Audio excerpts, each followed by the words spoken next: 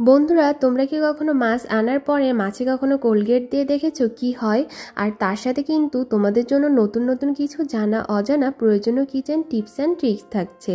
আশা করবো আমার এই টিপসগুলো কিন্তু তোমাদের প্রত্যেকটা নতুন গৃহিণীর জন্য কিন্তু খুবই উপকারে আসবে। তো বন্ধুরা, আমি Sangeeta, welcome to my Sangeeta's lifestyle. আশা করছি তোমরা সবাই ভালো আছো। তো চলো বন্ধুরা, তোমাদের জন্য আজকে প্রয়োজনীয় কি কি টিপস থাকছে সেগুলোই তোমাদের সঙ্গে আজকে শেয়ার করি। তো বন্ধুরা, আজকে আমার প্রথম যে টিপস থাকছে, দেখো এখন কিন্তু ফুলকপির সিজন কিন্তু অলরেডি শেষ হয়ে গিয়েছে। আর এখন ফুলকপি কিন্তু খেতে আগের মতো, মানে প্রথম যখন ফুলকপিটা পাওয়া যায় তখনের মতো কিন্তু এখনের টেস্টটা আসে না। দেখবে যে ফুলকপিতে কিন্তু সাধারণত একটু গন্ধ লাগে। তো তোমরা যদি এখনও ফুলকপিটা খেয়ে থাকো তাহলে কি করবে, তোমরা এইভাবে ফুলকপিটাকে আগে একটু গরম জলে ভাপ দেবে। গরম জলে ভাপটা দিয়ে তোমরা কিন্তু জলটাকে ফেলে দেবে। তারপরে কিন্তু তোমরা এই ফুলকপিটা যদি রান্না করে থাকো তাহলে দেখবে যে কোনো রকম কিন্তু ফুলকপি থেকে বাজে দুর্গন্ধ বের হবে না। আর দেখবে ফুলকপিটা কিন্তু খেতেও সেই একেবারে প্রথমের মতো টেস্ট আসবে। আশা করবো আমার এই ছোট্ট টিপসটা তোমাদের একটু হলেও উপকারে আসবে। এবার চলে এলাম পরবর্তী টিপসে। বন্ধুরা, আমরা মাছে কেন কোলগেট দিব? দেখো, আমরা যখন বাজার থেকে মাছ কিনে এনে থাকি, মাছটা কিন্তু আমরা হাত দিয়ে ধরে কেটে থাকি, তারপরে কিন্তু পরিষ্কারও করে থাকি।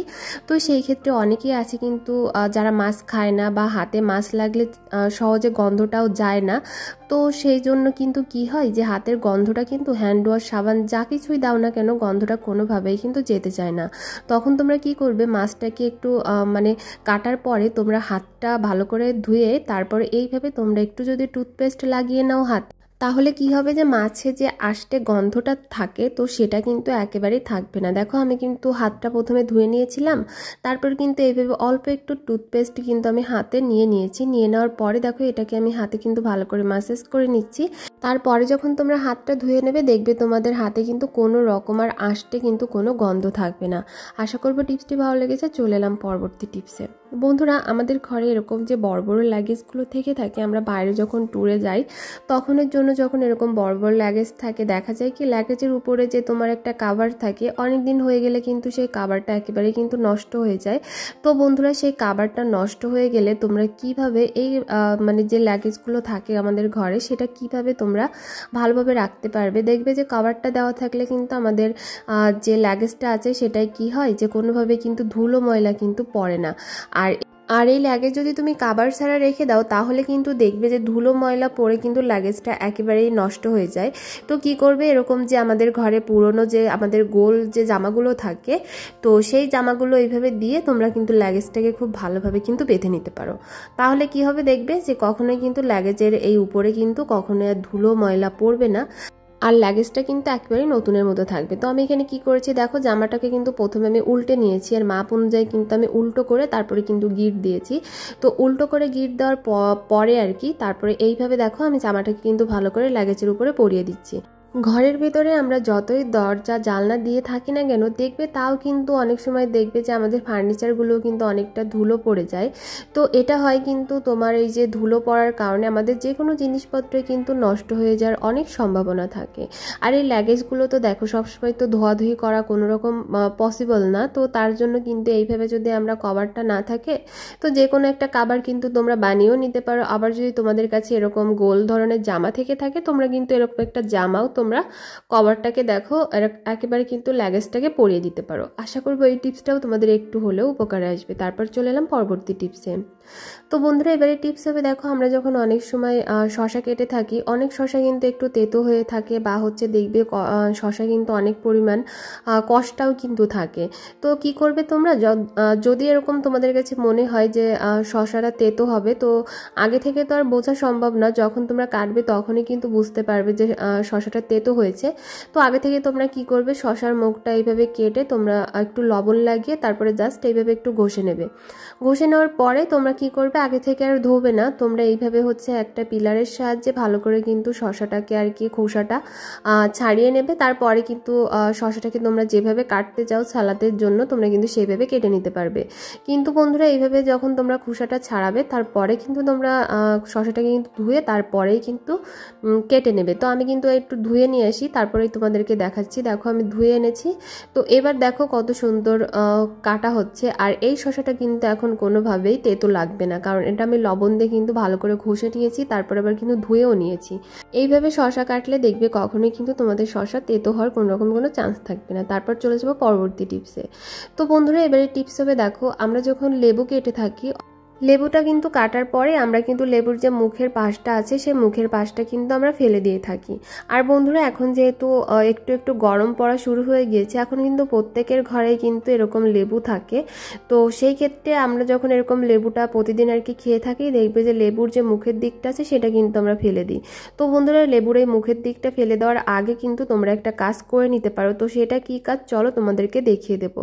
দেখো আমাদের কিচেনে এই যে সুইচ বোর্ডগুলো থাকে, সেই সুইচ বোর্ডগুলোই দেখবে যে এরকম কিন্তু অনেকটা তেল চিটচিটে ভাব হয়ে থাকে। আর কিন্তু রান্নাঘরের বিশেষ করে কিন্তু সুইচ বোর্ডগুলো কিন্তু একটু বেশি ময়লা হয়ে থাকে। তখন তোমরা কি করবে, এরকম লেবুতে একটু টুথপেস্ট লাগিয়ে তোমরা কিন্তু এরকম একটু ঘষে নেবে। তো দেখবে যে এরকম লেবু আর টুথপেস্ট দিয়ে ঘষার ফলে কিন্তু তোমাদের এই যে সুইচ বোর্ডে যদি কোনো রকম তেল চিটচিটে ভাব থেকে থাকে সেটা কিন্তু একেবারেই থাকবে না, খুবই সহজেই কিন্তু উঠে যাবে। কোনো কষ্ট করে কিন্তু ব্রাশের সাহায্যেও কিন্তু পরিষ্কার করা লাগবে না। তারপরে একটা কাপড় কি করবে, হালকা পরিমাণে একটু ভিজিয়ে তারপরে তোমরা এইভাবে হচ্ছে মানে অল্প করে ভিজিয়ে তোমরা এইভাবে কিন্তু ঘষে নিতে পারো। দেখবে যে তোমরা অল্প করে ভিজিয়ে ঘষে নেওয়ার পরে কিন্তু তোমাদের এই সুইচ বোর্ডটা দেখো একেবারে নতুনের মতো হয়ে যাবে। আগে দেখেছো তো একটু দাগ ছিল, এখন দেখো কতটা পরিষ্কার হয়ে গিয়েছে। আশা করবো টিপসটি তোমাদের উপকারে আসবে। চলে এলাম পরবর্তী টিপসে।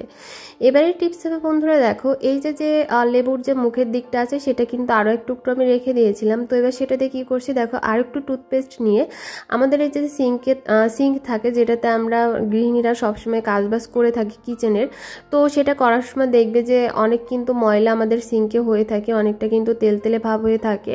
আর আমাদের প্রয়োজন কিন্তু বন্ধুরা সবসময় সিঙ্কটাকে পরিষ্কার রাখার, কারণ এখানে কিন্তু আমরা অনেক তরকারি মাছ মাংস এগুলো ক্লিন করে থাকি।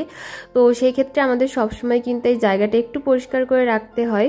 তো সেইভাবে তোমরা কিন্তু এরকম লেবুর মুখের দিকটা ফেলে না দিয়ে, দেখতেই তো পেলে কত কাজ কিন্তু তোমরা করে নিতে পারবে। দেখো আমি কিন্তু শুধুমাত্র একটু টুথপেস্ট আর লেবুর এই খোসাটা দিয়ে দেখো উঠিয়ে নিচ্ছি। এখানে দেখো আমি কিন্তু মাছ ধুয়েছিলাম, সেই মাছের আঁশও কিন্তু লেগেছিল, সেটা কিন্তু একেবারে বোঝা যাচ্ছিল না। যখনই আমি এই লেবুর খোসাটা আর এই টুথপেস্ট দিয়ে আর কি ঘষেছি, তখনই কিন্তু সেই লেবুর মানে মাছের আঁশটা কিন্তু উঠে গিয়েছে। তো এইভাবে কিন্তু তোমরা লেবু আর টুথপেস্ট দিয়ে কিন্তু তোমরা তোমাদের সিঙ্কটাও খুব সুন্দরভাবে পরিষ্কার করে নিতে পারো। তারপর চলে যাব বন্ধুরা আমার পরবর্তী টিপসে।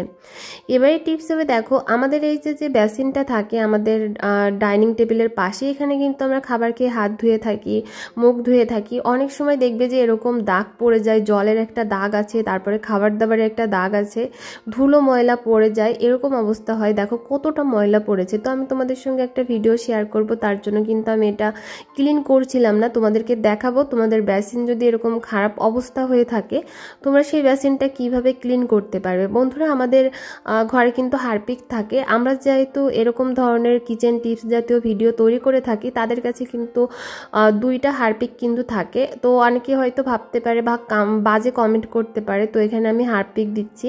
তো দেখো আমার কাছে কিন্তু দুইটা হারপিক, আমি অনেক ভিডিওতে কিন্তু বলেছি, একটা হারপিক হচ্ছে আমার কিচেনে থাকে আর একটা হারপিক কিন্তু আমার বাথরুমে থাকে। তো আমি কিন্তু এই হারপিকটা দিয়ে আমার কিচেনের অনেক কাজ করে নিই। তো তোমরা যদি চাও এরকম দুইটা হারপিক তোমরা দুই জায়গায় রেখে দিতে পারো। দেখবে যে হারপিক দিয়ে কিন্তু আমাদের কিচেনের অনেক ক্লিনিংয়ের কাজ করা যায়, তারপরে অনেক ধরনের টিপস করা যায়। কিন্তু দেখবে যে ইঁদুর তাড়ানোর টিপস, তারপরে পোকামাকড়ের টিপস, এগুলোও কিন্তু হারপিক দিয়ে করা যায়। তো সেই ক্ষেত্রে দেখো আমি এখানে বেসিনটা কতটা ময়লা হয়েছিল, আমি কিন্তু এখানে হালকা একটু হারপিক দিয়ে দিয়েছি।